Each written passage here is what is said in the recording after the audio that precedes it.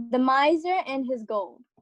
A miser buried his gold in a secret place within his home. The miser's gold consisted of an extensive amount of accumulated treasures, from items discovered on his daily path to items that were freely given and knickknacks from various locations. The miser strongly believed that all of his unearthed possessions were invaluable.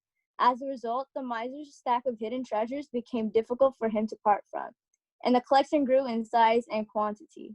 His pile of beloved possessions became too dense to navigate. He was unable to distinguish what was where unless he took the time to separate the pile and count everything piece by piece. To an outsider looking in, the heap of valuables and not so valuables were too onerous to differentiate. The stench from all of the mixed pieces brought upon an unbearable stench that began from the secret hiding place and flowed into the halls of the miser's home. The pile itself was overflowing past the miser's hiding place. This hidden area of the miser's home was highly dysfunctional for anyone to step safely around or make any good use of, regardless of how functional the miser posed it to be.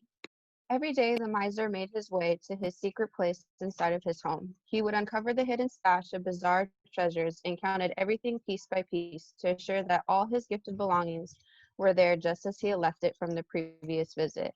This assurance granted the miser ease with his constant paranoia over the concealed collection. In turn of the miser's guarding his gold, with every second of his life, his way of life was taken over by the unusual daily routine of constant inspections, which resulted in social and occupational impairment. The miser's peculiar ways resulted in an amass of his findings. This then led to his current clutter within his home, which deemed the environment of his home unlivable for anyone, let alone the miser. The miser's trip to the secretive place continued. The miser made multiple trips to this specific location to the extent where his neighbor, Wiser, was able to observe every one of his moves, memorized all of Miser's patterns, and set forth to plan how he would obtain the miser's so-called gold. Therefore, one night, Wiser broke into Miser's home, snuck into the forbidden area, and left with all of Miser's desirable treasures. The following morning, the miser went into the hiding area for his routine treasure inspection and was overwhelmed, stressed, and in complete despair. The miser's day went on in complete distress and impairment. When he first witnessed the room, he saw nothing but a clear and empty space that he craved to be full once again. The miser grieved that he did not see his stack of money being thrown everywhere, unopened mail scattered all over the floor, unworn and tagged up clothing, empty and unrecycled cans and bottles, broken decorations and appliances, and other unnecessary fragmented goods. The miser viewed these decayed pieces as functional rather than dysfunctional. As the miser sat down, bursting into tears, Wiser climbed through the miser's open window and asked, "What is wrong, miser?" The miser immediately began to tell Wiser of his mound of gold that had mysteriously disappeared. Wiser then informed Miser that he had snuck into his home the night prior, retrieved the items, and disposed of it all accordingly.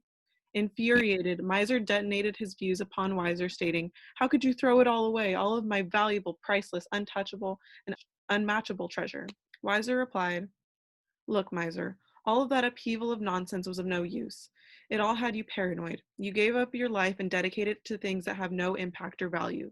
You gave meaning to items that have no meaning. It was all waste, miser, unnecessary rubbish. You became obsessed, miser, and I had no choice but to help you out of it."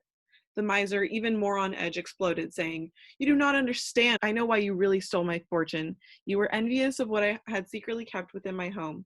You were being hateful toward me and envious of my treasure. The only choice you had was to take it for yourself. Because of your actions, my most valuable treasures are gone forever. I do not know how I will be able to function. I do not know how I will be able to live." Wiser then looked out the bedroom window he came in through, grabbed a stone, and threw it into the miser's lap. He then stated, "If all that muck was important to you, all that trash took over your home, social connections, and overall life that drowned you and your sanity, then you can establish that same importance to that stone sitting in your lap.